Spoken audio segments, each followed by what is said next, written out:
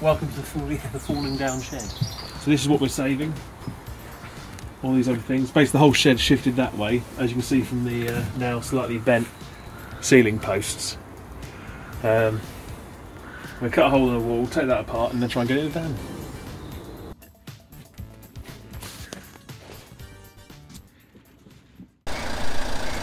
Did you find that other glove in the end? You know, yes, yeah, I got them both in front of the van. Oh right. Grab them actually.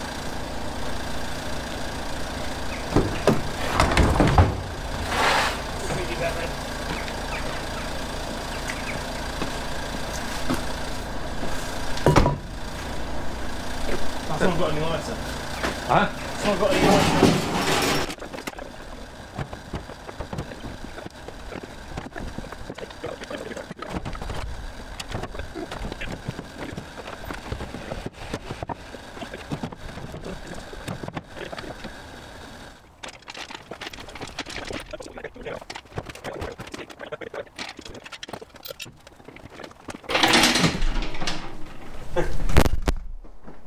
Okay, yeah. There we go. Okay. Oh, can I go through? It's perfect. Because it can. You okay, darling? Yes. Right. Don't be the video of us. Do we want to get this pillar drill off top of here next then? Yeah. Shall I pump that up?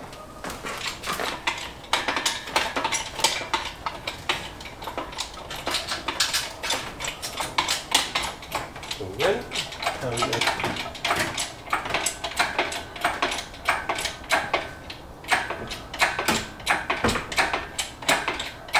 There you go.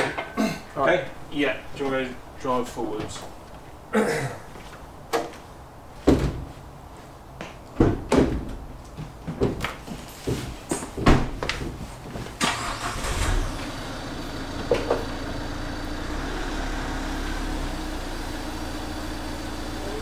Clear!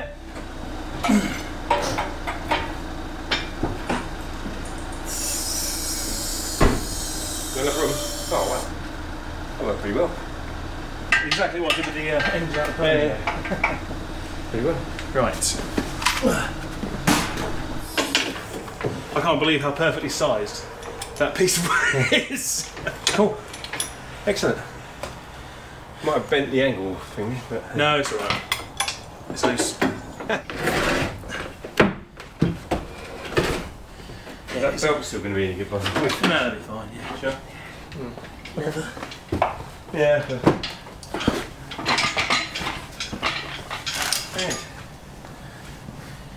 It will be easier on this because we can thread the, we can drop the belt down through the hole easier with it suspended on there. Yes, good point. Yeah.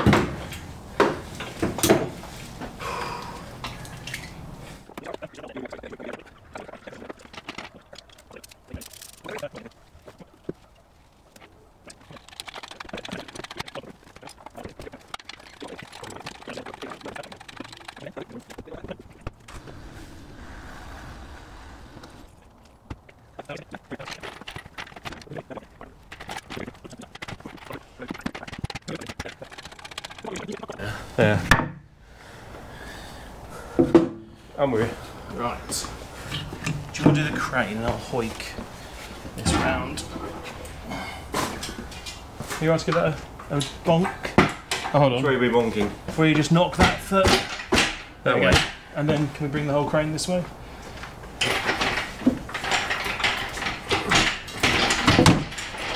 There we go. That rather a bit more straight. Straightish. We're good? Yes. That's it. It's taking a bloody long while with that coffee again, isn't she? Probably half the reason she's still in bed. I can't believe how bright that green is. Look at that compared to that lid. Yeah. Right, are you happy with that as it stands? That's perfect. Yeah. It'll do. So we're going to chuck that on. Yep. and then attach that to that, Yeah. and then crane that onto that. I'll try to. Yes. Yeah. Okay. Oh. Good. And now.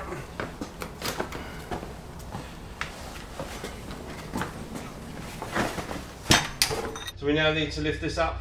Yeah, with the crane. Have we got the right way around? Yeah, because we'll go that way. It needs to spin, but yeah.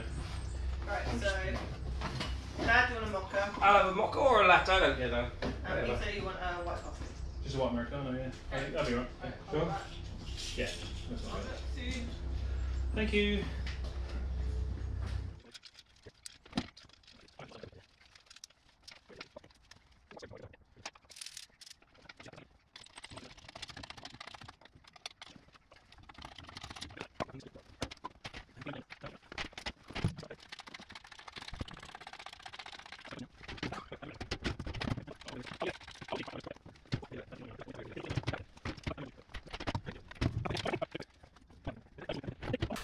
Welcome to the new machine shop.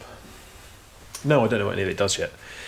So, you've probably seen some footage I put up. I didn't do too much filming where we got them, because it's extremely rude, I thought. And yeah, so these came from a chap called Tom. He used to own a model shop. And he used these to make scratch-built models. He made scratch-built steam trains. How cool is that? Which we found some of for him when we were doing this. And he had them for a long time. I think they were ex-college. Which means they probably never really had any heavy use. Sadly, what they did get is a lot of weather, as you'll see in the pictures and films. Might put them here, I may have already put them in, who knows. The Boxford lathe has fared okay.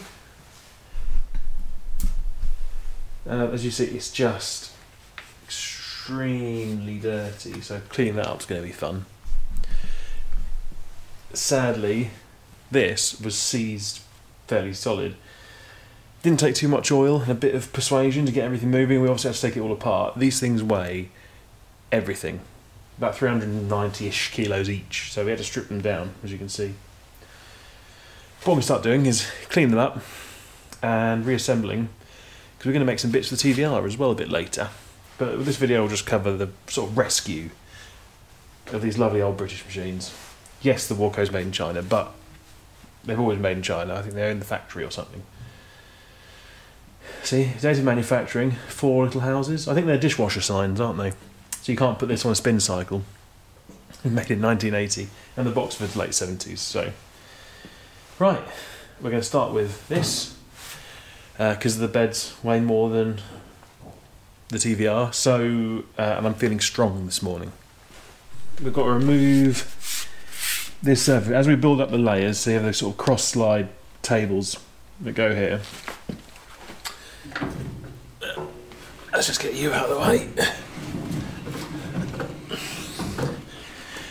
When we first pulled this out, you would not have been able to turn that at all.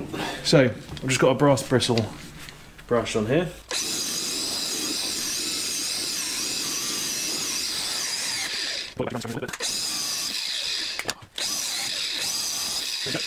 Then we'll just get a little bit of light machine oil. We're going to attack those faces with a bit of green Scotch-Brite. I assume all this is lead paint, so we're not going to be doing any painting. It's also about 14 feet thick. When we first started looking at it, I couldn't actually see how to take it apart because that join was completely invisible. Say I mean we. Thank you, John. Right, that's better, isn't it?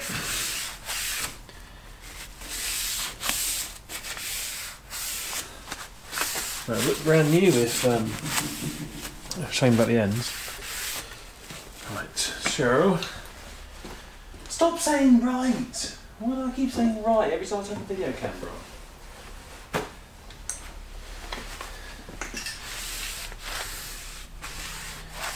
Oh, beautiful. Now, as long-time watchers will know, we might not really be in the driest of environments, and these are machine surfaces. So what we are going to do is coat everything in oil. All the body and paint and stuff we're going to do a little bit of oily rag too, but that'll be a different type. I'm using 1040. Your other oil grades are available. What we're going to do is just make sure they're all nicely coated.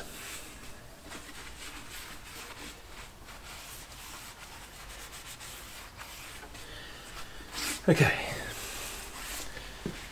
It's been a lot of rinse and repeat. So then now we're going to put the sort of one section of the big cross slide table on, and we've got the plates I just need to clean up, and these protect the gubbins underneath. By the way, I'm hoping the camera angles are better. I've got a proper tripod now, we've got the proper microphone from last time. Yeah, it's very much Mark II, these videos. So, there are plates. Come on, haven't they? So, top one's got these little indents. So, basically what they'll do, that'll sit in that, and that it'll go back and forth and move the other one along with it. We're going to do same thing to those. That's our secret weapon to make them look brand new. It's also what makes the Land Rover look slightly less rubbish. But I'm just going to do the same thing to these again. It is quite a thick oil, but we are, I mean, we're trying to give them a little sheen. And again, I know it's going to catch like, you know, metal swarf and stuff, but it's fine.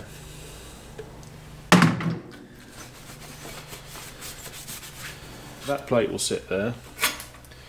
That plate, as we just talked about, has to go that way up.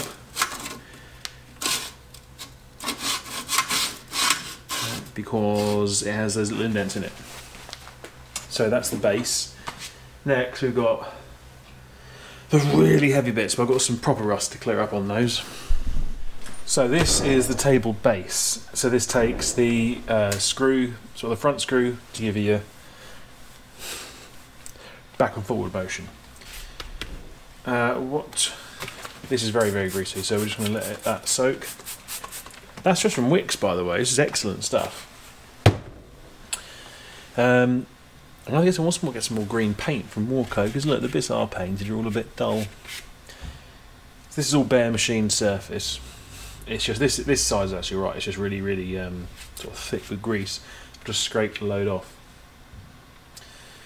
So we'll give all that a nice agitate and a brush.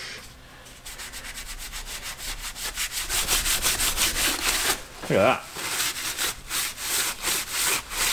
Left. What is it?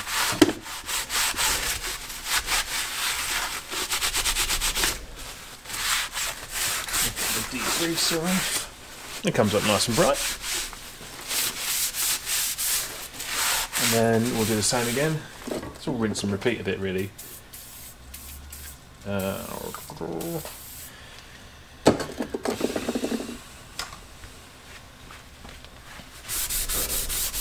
So the reason we're using the brass bristles and this is obviously not doing anything to the actual surfaces then. All we're doing is scouring them. So we're not removing material or anything like that. Okay.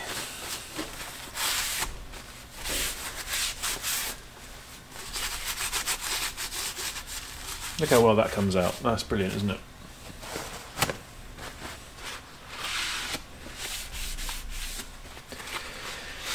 It's just that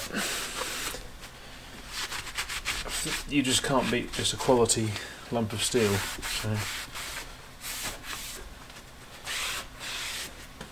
Okay, so that fits. Right, it's okay. So let's take these screws out quickly. Oh.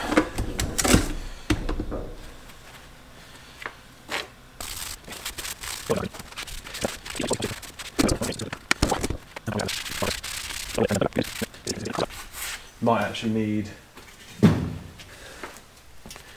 that. So I mean, this is, I've talked about these I think in other videos, but it's like a, I don't know, I think we call it a silicon wheel or something, silicate wheel even, and you won't remove metal with it because it's actually soft, but for removing paint and rust they are amazing.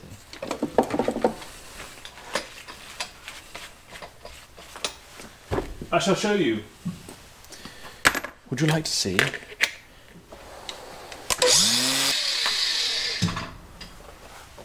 And look at that. Only annoyances, it all gives it a bit of a funny finish. For a reason. Get off of me! Get off! For a reason that's not actually painted. Don't know why. Anyone know why? I don't even know how it works. So let's see if we can. I don't know. We might be able to just give it a bit of a bit more even of a surface. Hey, we could always put it in a mill. Oh no, it is the mill.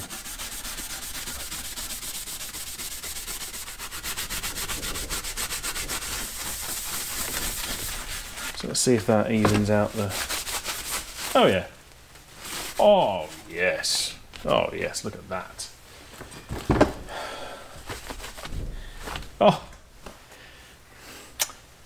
those discs are, well, actually they're quite expensive in most places, but places like when you get the traders at like the NEC, go see them. The last bit, oh my god, is this, which is all a bit funky. It's also heavy.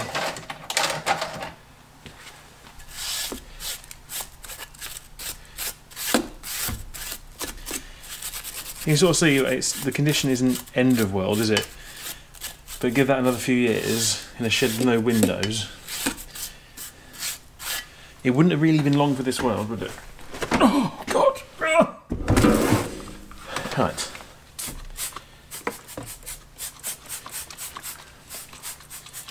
Let that soak for a minute. Same thing on that, and then we'll go assemble it. You enjoying yourselves? Oh yeah. Both crashing into everything. Right. Ordnance. Okay. Here is the fun bit. So that's how she sits. We need to now attach. If there's an easy way of doing this, I don't know what it is. So we need to attach this to the underside so a screw thread can go into it. But you can't do it first because you can't drop that onto the bed. It has to slide. There's not enough room even with the wedge out.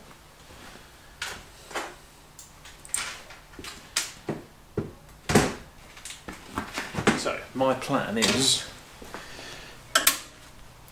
to try to bolts in from the top is to get, I think I can get the hand under there. Hopefully. Probably without a glove on. Knowing that it has to go around that way because the roll pin goes there.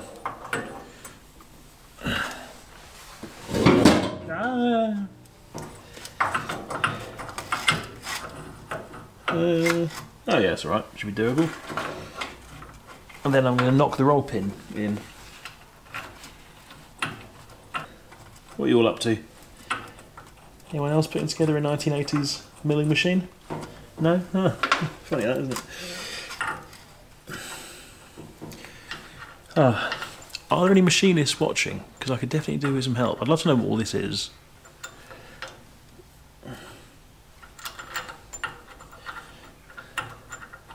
I know the basics. A mill is for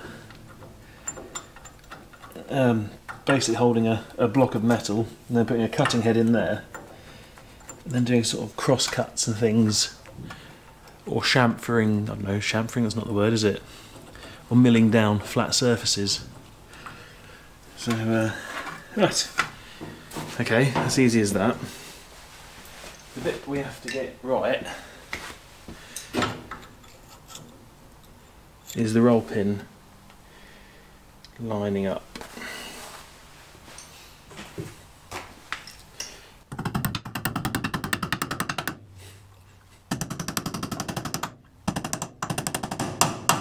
Ah, there we go.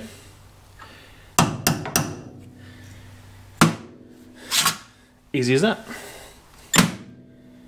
Well, not quite easy as that. Got to do the bolts up now, but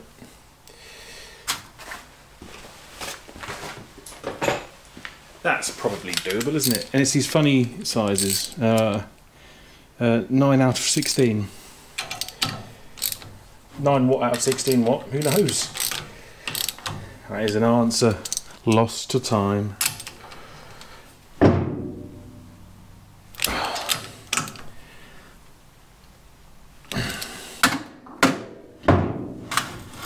There we go. So now you can actually see how these work a bit.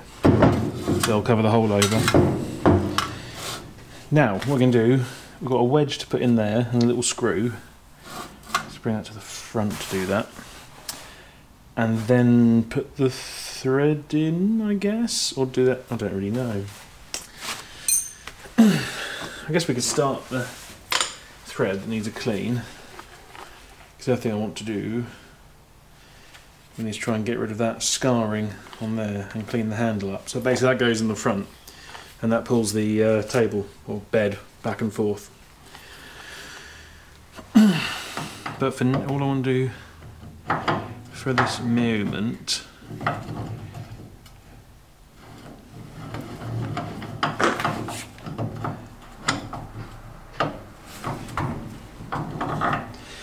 I'll be alright. Let's put the wedge in and clean this up.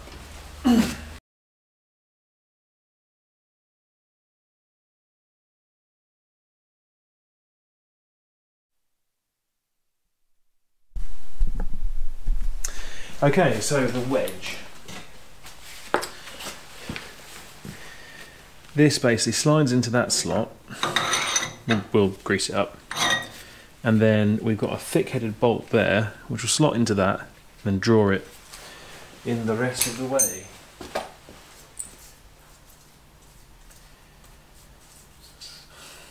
I'm going to grease that instead of oil it because it stays inside, and I'm sort of going on, I think it was assembled with grease because it had a load inside the little hole for the screw. Okay, so then, oh, I've not done that right already, have I? It's almost like I've never assembled a mill before. Okay, so that goes in there. Now you see how that works? The head goes in there. You have to just tap that in. Life me find a soft-headed hammer.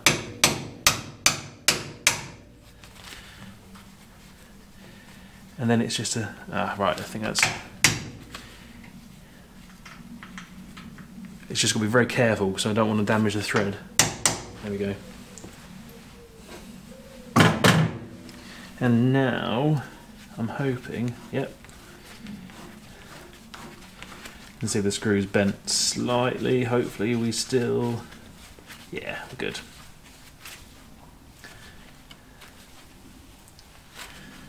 And then that draws the wedge in.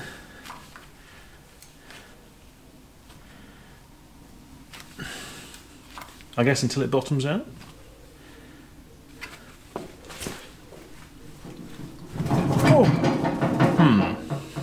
No. So the reason for that wedge is to take up any slack between the two tables, sort of axially, and doing that without binding them together like I've just done there.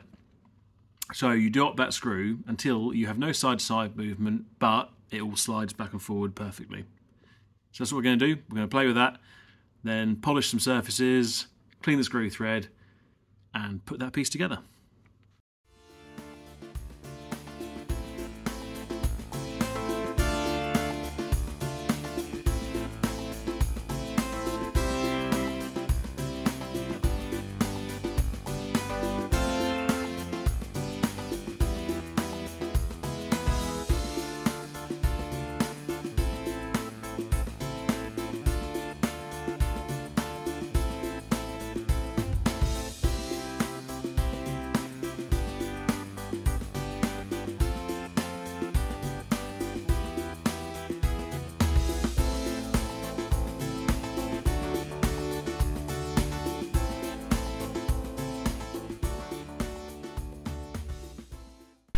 Last 40 minutes I have been going ham with polishing this up, and look at it now. How can I show you this doesn't take any effort? Look at that.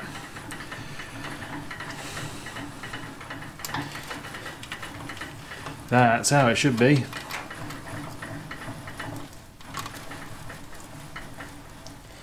Much better. And it's pretty much even all the way along. The thing that is a bit weird, and it just seems to be play in the actual, between this, the thread of that and the thread of that post underneath, but there is that in between. But there's no play between the wheel and the thread. And once you get there, it's like 10, what's that? Bang on 10 between.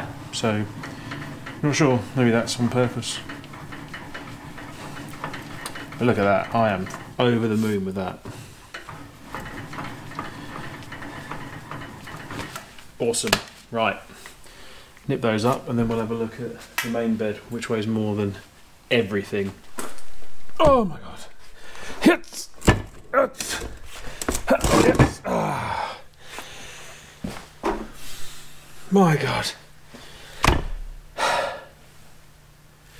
That is very heavy.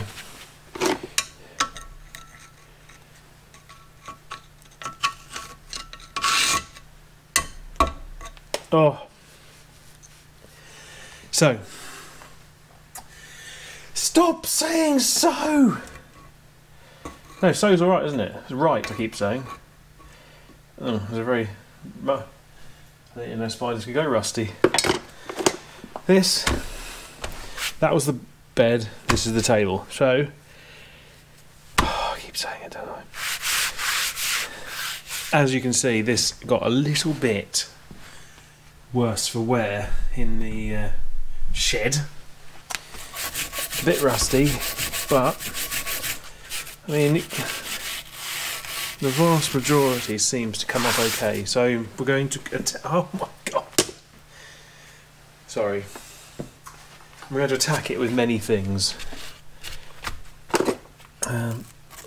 Handy, my little brushes here will get in there. Then we'll attack the top with the grinder and then see what else we can wedge in there.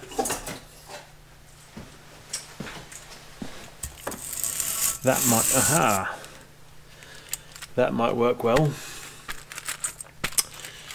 think we'll try that as well. This is going to get very messy, so we'll close that.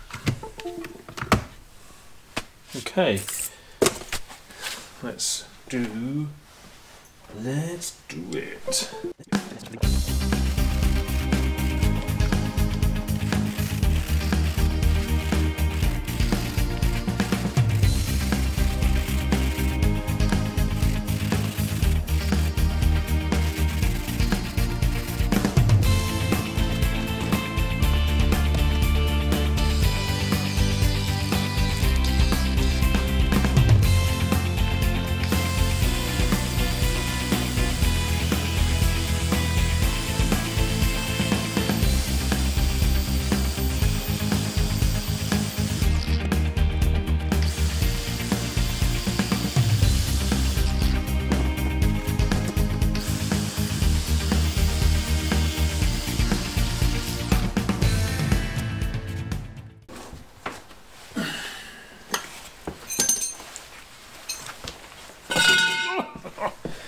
Oh, it's just the heaviest thing in the world.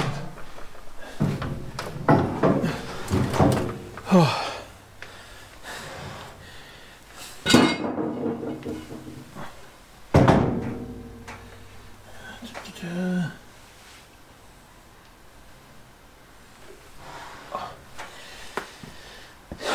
Oh, that's looking better, isn't it? That definitely weighs as much as the TBR. Right.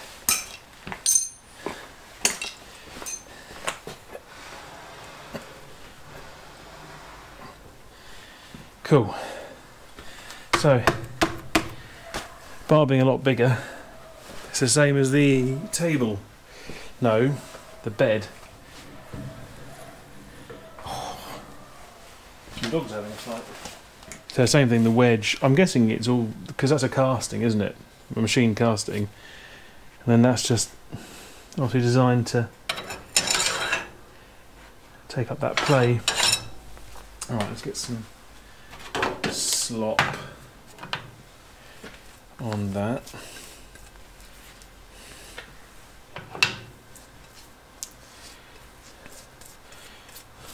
I know it's copper grease, it's not like, probably not as good as normal grease, but you know, it's fine. I don't think it'll mind. So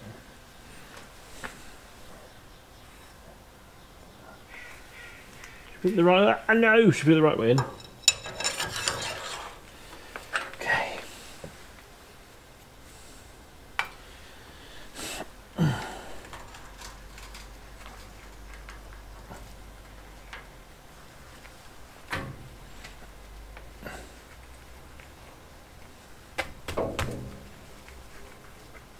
There we go. Everything is so dusty now.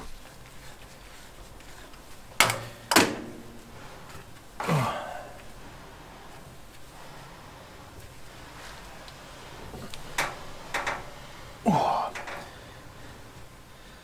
That feels very nice. Right, now I think I'll leave it there. And we'll do the screw thread.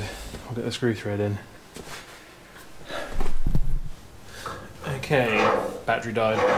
So I'm just... this is a rinse and repeat now of what we did before.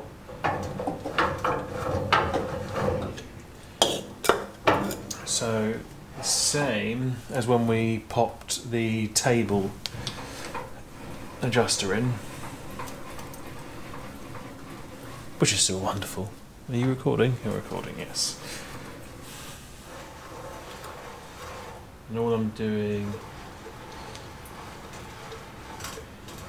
as we're going, I'm just dropping some oil on it. This wasn't greased from when I took it off, and I don't think any of this, well, it's definitely never been apart before.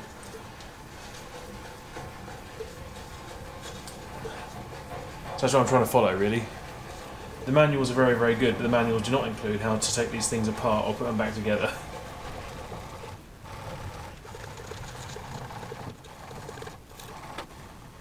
That feels lovely. Okay. Lovely. Lovely. So now we've got the other end plate going on. Because these are really sort of bearing carriers.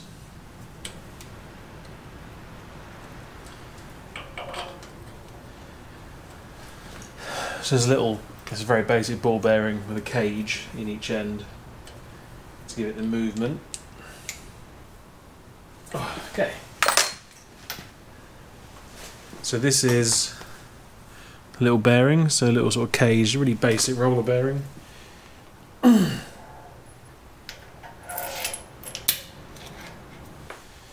going to clean this up first, but that is, I'll clean it up when it's on there, it'll be easier. So that is a sort of toothed wheel, and that's what locates the handle.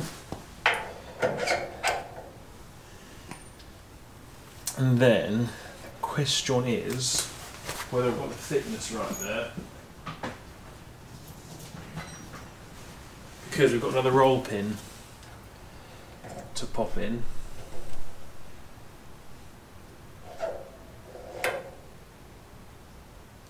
It looks like it should line up. So we're going to need a boshing device. Where's my boshing device?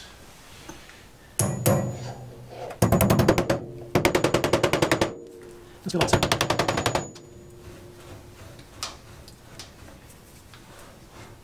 And this sort of sets how much.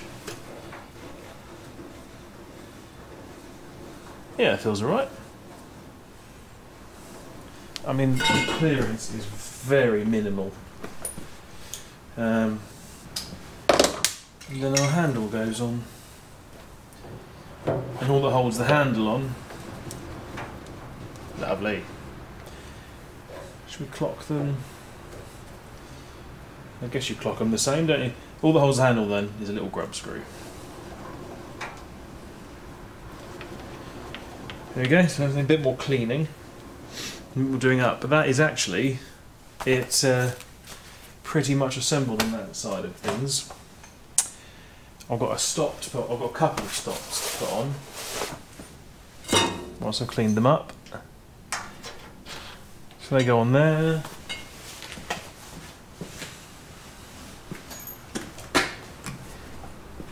And then we have the other stop that goes on the face of it. There, and I believe that's just a stop. The travel, that's to sort of limit your travel, so to stop you going off the edges, I guess.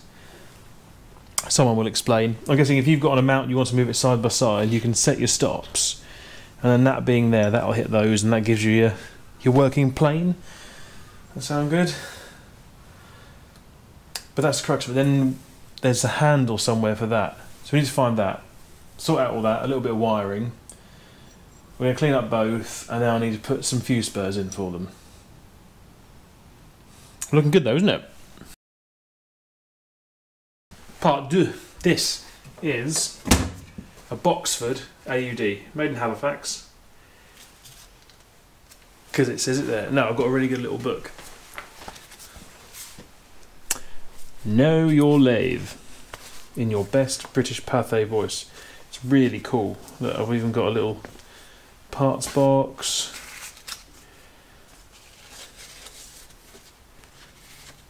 I've got a little advert here from 1983, which I think it is an 80s machine. I should need to find the serial number really, but Caston, Attleborough, Norfolk. Tom, the chap I bought it from, was a model maker.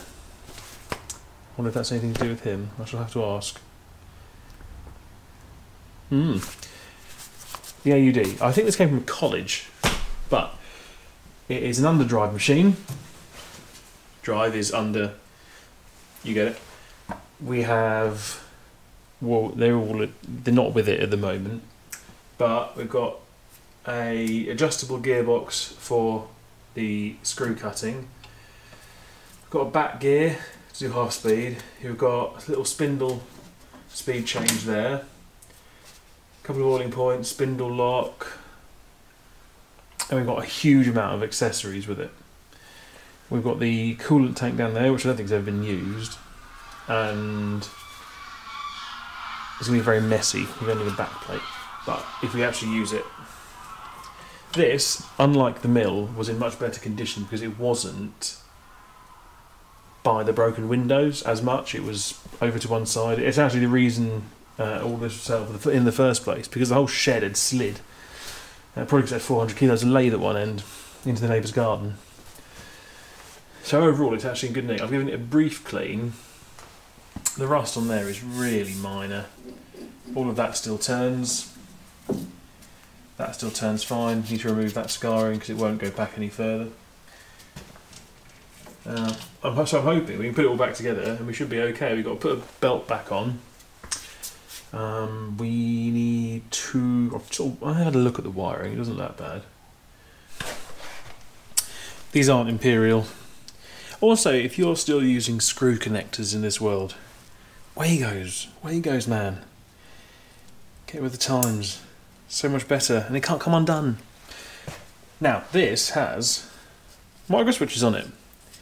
We were even safe in the 80s, weren't we? But rather irritatingly, this unbolts from that because it weighs more than a motorcycle or a house. So you can take it apart nice and easily. But what they don't do is put connectors on these. Why? Why? I mean, you've made it easy in one way and not in the other. The reason they're there, that micro switch does the gear door. So I'm guessing as soon as you open that, it cuts power. It will cut the direct online starter down there, the doll starter. And there's also back there just another cable that comes up to the back gear, because the second you undo the bolts to turn that and change the speed, those bolts actually push down the micro switch, which is behind that plate. So take that out, micro switch cuts, system shuts down. Because if you turn that with the gears moving, the whole world will end.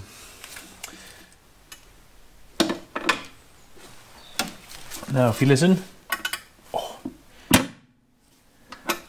and as soon as we,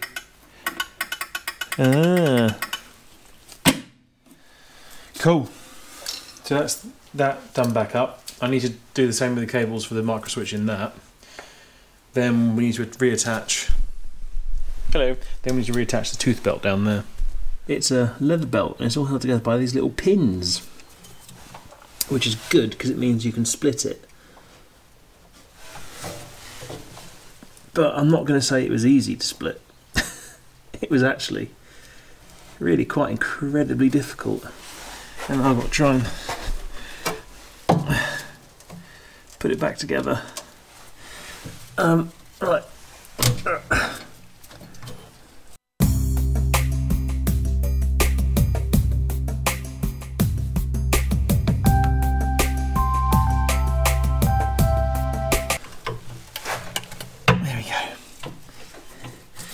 Now there isn't actually a way of adjusting the tension on that between those two. The way of adjusting it is removing those links, which looks like a f***ing nightmare. Right, finally, belt tension. You see all that? You can see all that, darlings, can't you? How nice is that on that cam? All we do, pull that over.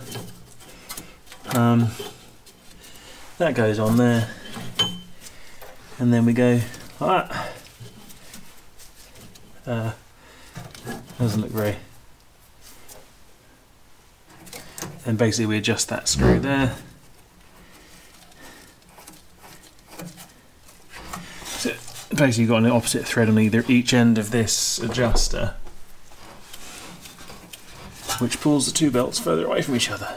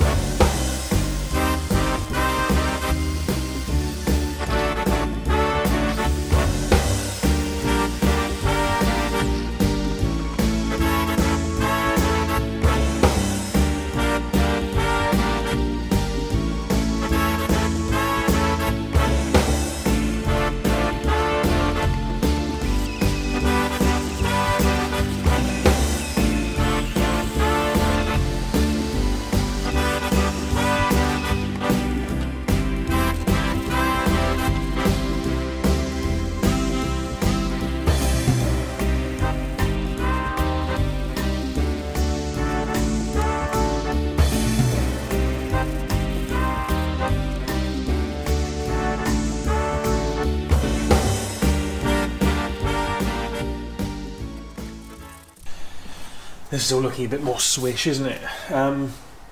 Much like the other one, I've painted up just a few of the bits that are never going to look perfect again. We've actually got a date on the casting as well, 13/10/67. Whereas in the manuals I was sure AUDs, which I think this is, were 80s. But either way, we'll work that out. So I think the serial number is on that face.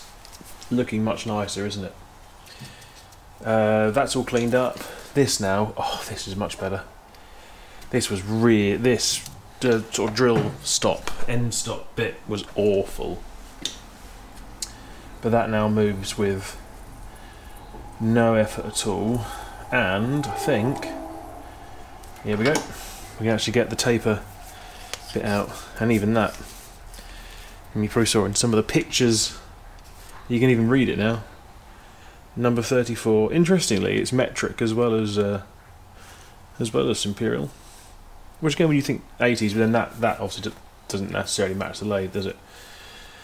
So taper goes in there, that goes out. I guess you just bonk it backwards. But yeah, look at that. So that's done. We've got this angled bed on the end as well. It's only partly assembled. That, again, look at the pictures, was solid. And it just shows sort of quality of the metalwork used in it originally because it cleaned up wonderfully. So I need to rebuild the actual tool post, the main section there, and then we're not far off done. But look at what that Ultrail does to the paintwork. So it's a paintwork reconditioner, and it kills the rust dead. It just makes it that sort of black finish. Also, I covered this bed with it rather than just any kind of oil. I'm hoping that will stave off the sort of surface rust from the chilly air. This is another one that's really bad, and I won't bother showing it all because it's the same as all the rest. But hopefully, with some internet magic, 3, 2, 1. But I think I'll agree. Much better. This was a nightmare. There was so much swarf and rust and things that shouldn't be inside a piece of exacting equipment inside this. That probably took the best part of 2 hours to clean out and make work, but now lovely.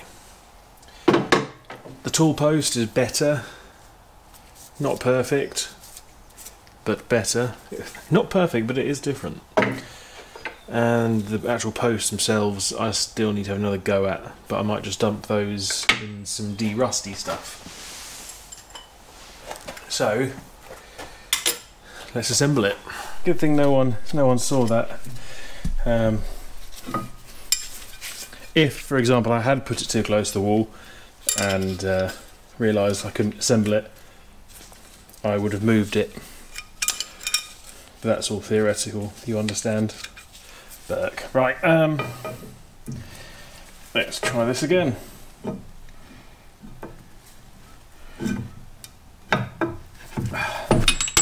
dear. This is a really good example why you should take lots of pictures. That hits, hoping just this piece. Though, to be fair, I think we just happened to take it apart in that order. I don't think it was planned. I didn't know if it did. Right. Luckily, it's not all rusty. Oh, come on. Oh, there's a bit of stiction though. Sit there, darling. Thank you, darling. Right.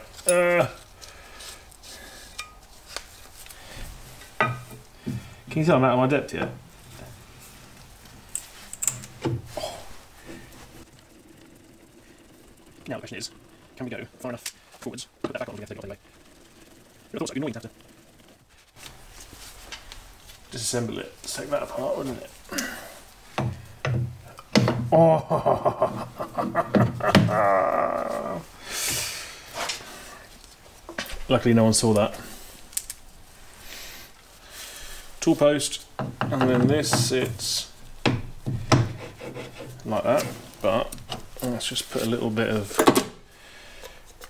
that in there. Oh.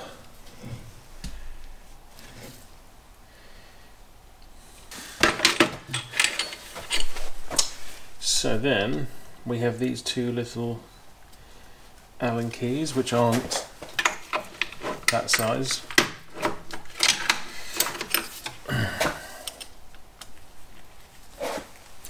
And there's a little notch that we're going to lock onto 0.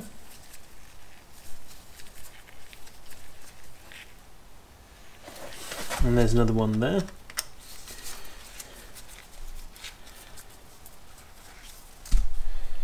Interesting, there's a little oil sign there.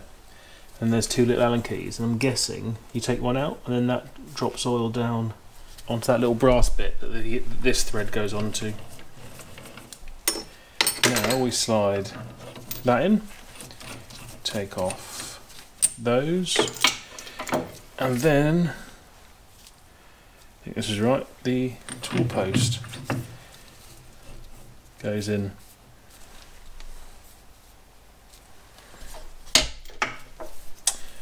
It's a little, it's not just a washer, it's a little top hat washer. Are you still recording? Good, yes, brilliant. That drops in there. And then we nip up that. Have a little slotted thing there. Just put a little bit of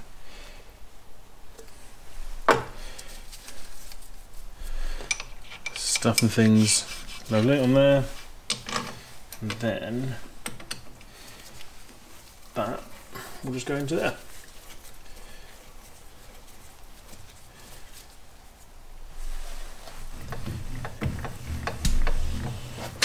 Look at all that stuff move. Ripper. Cool.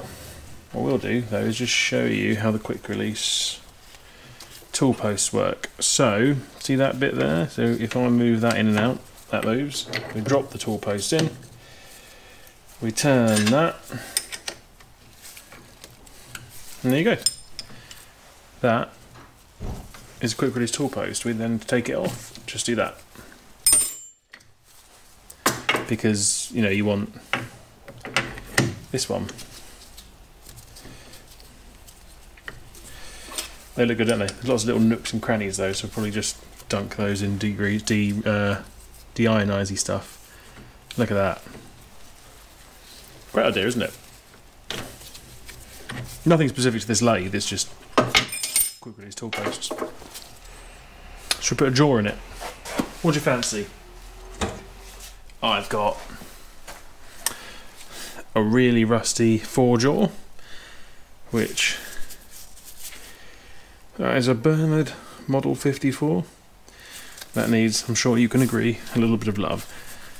A 4-jaw, if you look, see they're not eccentric, there's no link between these. You move them on that head there, so you can grasp and centre something that might be an odd shape. So if you wanted to, I don't know, attack the end of something that was rectangular, you could still get the centre of what you're trying to work on there, the centre of the chuck, but you could clamp it in a funny shape. This is a 3-jaw. What's that? It's a Bernard Model 130. I think this was what was actually in it. And that, basically, those 3 heads are linked. So you turn that with a tool of some repute. There we go. Oh, she's a bit. She might need some love. Basically, you turn these, and the whole lot, from what I understand, should move. Oh no, this was the one that was in it. And I need a bigger key. Right. So this is how it should work. As I turn that, you see them all open up. And that's how that works. And that'll be a general one. I think we'll clean that up and we'll attach this one. But I think now, what I'll do, I'm going to clean it up, attach that, we'll do some wiring, and then, shall we see if it works? Exciting, exciting, right.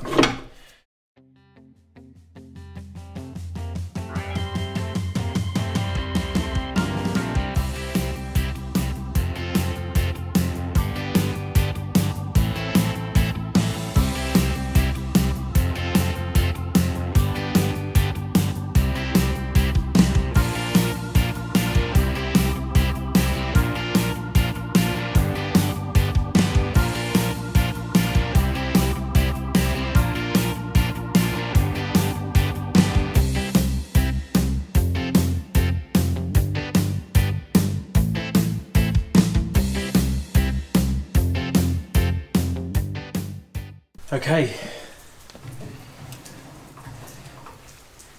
I haven't edited any of this video. It's probably going to be quite long, but this is an actual episode. I've actually done an episode. Right, it's been very long and drawn out, but it's still an episode. So, here we go. It's all wired up. These are on a Type C breaker, because they're going to have a bit of startup current. So,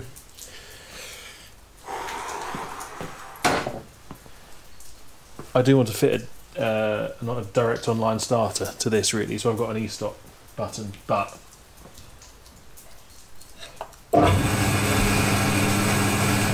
come on.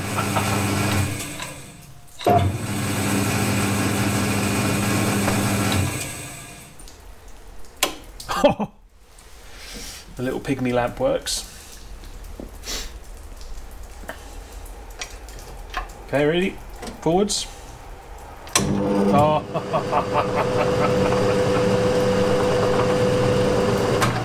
Stop button works. Reverse. Yep. Not going too mad because I want to grease everything, but it's no load. So let's do forward. Let's try the screw thread. There we go. Look at that. And let's try. There we go. And there we go. And back the other way. So we want a bit of oil in there. I think we've got quite a few little greasing points there for all the bearings and stuff. So we're not going to go mad, but it works. One thing I will just try quickly. There you go. So that's a safety circuit in action. Try another one. There you go. So as soon as one of those micro switches opens, cuts power to the motor. Amazing. I can't run them together because I haven't got enough electricity. There's not enough pixies in my cabling to run them both. But there we are. Two formerly extremely rusty machines, saved from probably being broken for spares or scrap. Does anyone know how to use them? Just drills, aren't they? Just drills, but in different directions. I've managed to completely destroy my workshop. There is stuff everywhere. But I hope you've enjoyed the video. We managed to save these two lovely machines from the scrapyard, or for being broken from spares. So, brilliant. Absolute result, as far as I'm concerned. Need to learn how to use them. That's going to be a good start now, isn't it? And yeah, thoroughly looking forward to that. Hope you've enjoyed the video. Bit different. Why don't you go through my other videos and watch some stuff about a TVR or a motorbike or an old Land Rover. But yeah, see you soon.